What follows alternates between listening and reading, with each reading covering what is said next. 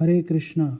इस क्वेश्चन में बोला गया है कि ये जो इंटीग्रेशन है इसका वैल्यू n√2 - 64 है, तो फिर n का वैल्यू क्या होगा। तो ये जो इंटीग्रेशन है 525 integration from 0 to π/2 sin 2x cos x का पावर 11/2 इन bracket 1 plus cos x raise to 5/2 whole power 1/2 dx। तो sin 2x को हम लोग लिख सकते हैं 2 sin x into cos x, 2 sin x into cos x. बाकी सबको वैसे ही रख दिया। ये रेज टू 1/2 है तो स्क्वायर रूट लिख सकते हैं इसको, 1 plus cos x raise to 5/2 dx। अब ये cos x into cos x raise to 11/2, इन दोनों को मिला के हम लोग लिख सकते हैं इसको, 2 को बाहर कर दो, यहाँ पे इसको लिख सकते हैं साइन एक्स और कॉस का power 13/2 x square root of 1 plus cos x raise to 5/2 integration 0 to π/2 है। अब क्या करो, कॉस एक्स को टी पुट कर दो, let cos x is t, differentiating both side with respect to x, तो minus sine x dx equals to dt, या फिर sine x dx equals to minus dt।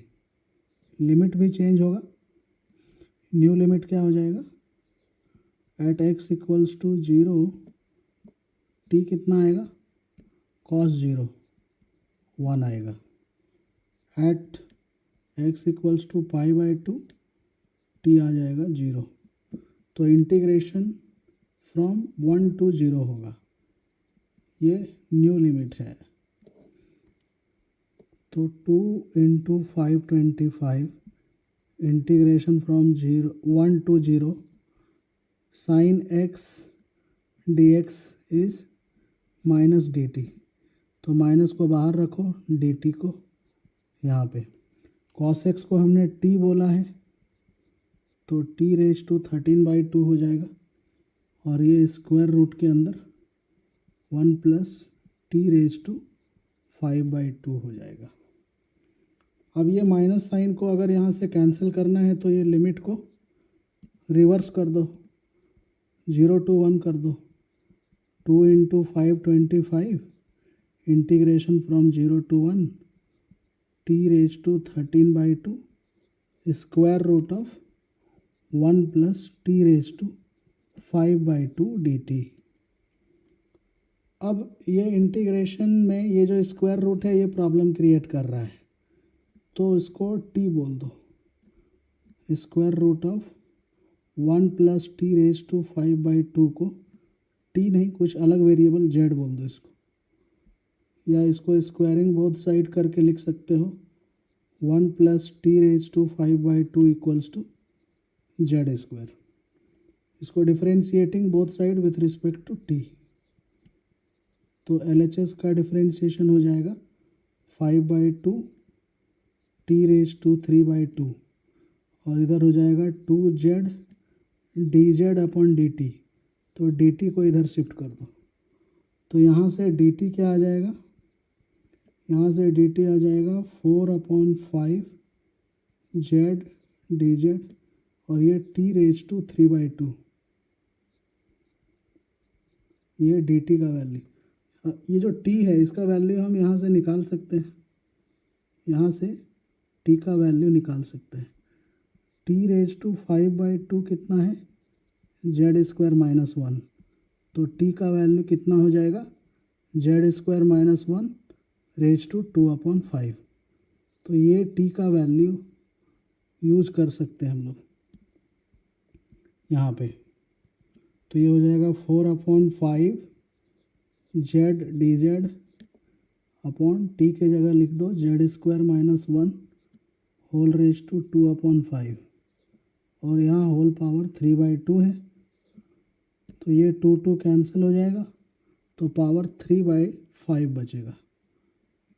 तो dt के जगह पे हम लोग लिख सकते हैं 4/5 z d z upon z² - 1 का होल पावर 3/5। फिर से हमने सब्स्टिट्यूशन यूज़ किया तो लिमिट फिर से चेंज होगा। न्यू लिमिट क्या हो जाएगा, न्यू लिमिट निकालना पड़ेगा। ये t का वैल्यू 0 है तो z कितना होगा, एट t = 0 z भी z1 होगा। यहाँ पे t का वैल्यू 0 लिया तो z क्या आएगा, 1 आएगा। और t का वैल्यू अगर 1 लिया, t का वैल्यू 1 लिया तो z आ जाएगा √2। तो जो न्यू लिमिट है वो होगा 1 से √2। तो 2 × 525 इंटीग्रेशन फ्रॉम 1 से √2 और इसको हमने z बोला है। अच्छा, t की क्या वैल्यू हमने इधर निकाल लिया है, t के जगह ये लिख सकते हैं z² - 1 z² - 1 होल पावर 2/5 और उसका होल पावर 13/2 है, 13/2 है ना यहाँ पे। और इसको तो हमने z बोला है तो वहाँ पे z लिख दो।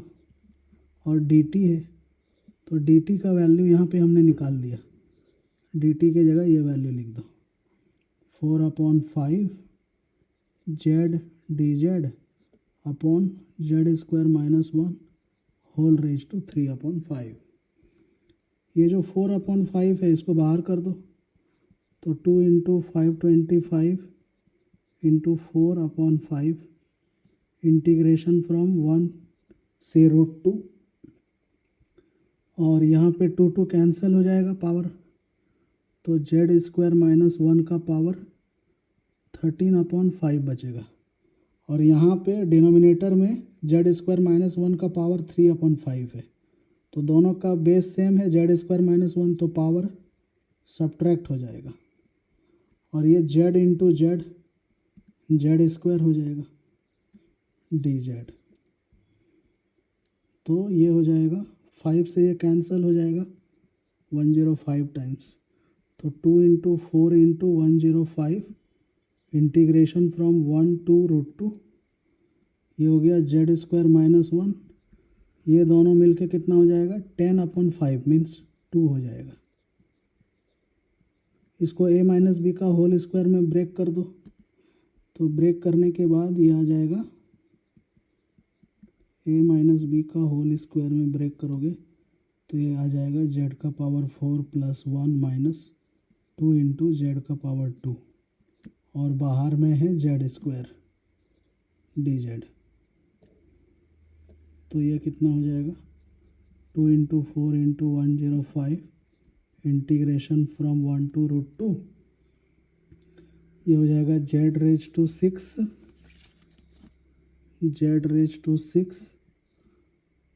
Plus z² - 2 z⁻4 dz। अब इसका इंटीग्रेशन कर दो और लिमिट पुट कर दो, तो 2 × 4 × 105 इंटीग्रेशन हो जाएगा 1/7 z⁻7 प्लस 1/3 z⁻3 - 2/5 z⁻5। इसमें लिमिट पुट करना है 1 से √2।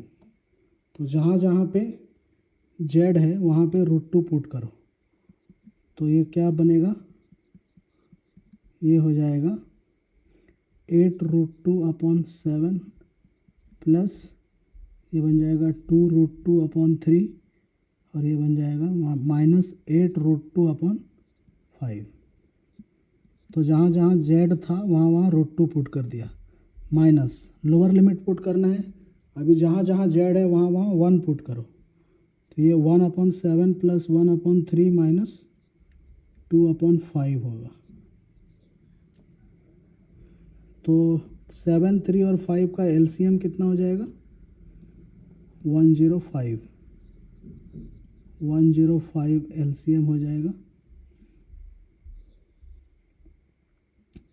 तो यहाँ पे बचेगा 120√2 प्लस 70√2 माइनस 168√2। इन तीनों का एलसीएम भी 105 ही है। एक साथ भी दोनों का ले सकते हो। तो यहाँ पे क्या बचेगा? 15 प्लस 35 माइनस 42, ये हो गया। अब इसको ये हो जाएगा 105 कॉमन ले लो दोनों जगह से, तो 2 × 4 × 105/105, ये तो कैंसिल हो गया। अब ये दोनों मिलके हो गया 190√2 माइनस 168, तो 20√2 हो जाएगा। और यहाँ पे 35 प्लस 15 50 माइनस 42 इज़ 8, लेकिन यहाँ माइनस साइन है तो -8 होगा। तो ये आ गया 8, 22√2 माइनस 8, तो ये हो गया 176√2 माइनस 64। लेकिन क्वेश्चन में क्या बोला गया है? क्वेश्चन में बोला है कि इंटीग्रेशन का वैल्यू है n√2 माइनस 64, n√2 माइनस 64। तो दोनों को कंपेयर करो तो n के जगह पे हमारा क्या आया है? 176। तो क्वेश्चन में n ही पूछा है, तो n का वैल्यू हो गया 176 इज द करेक्ट आंसर।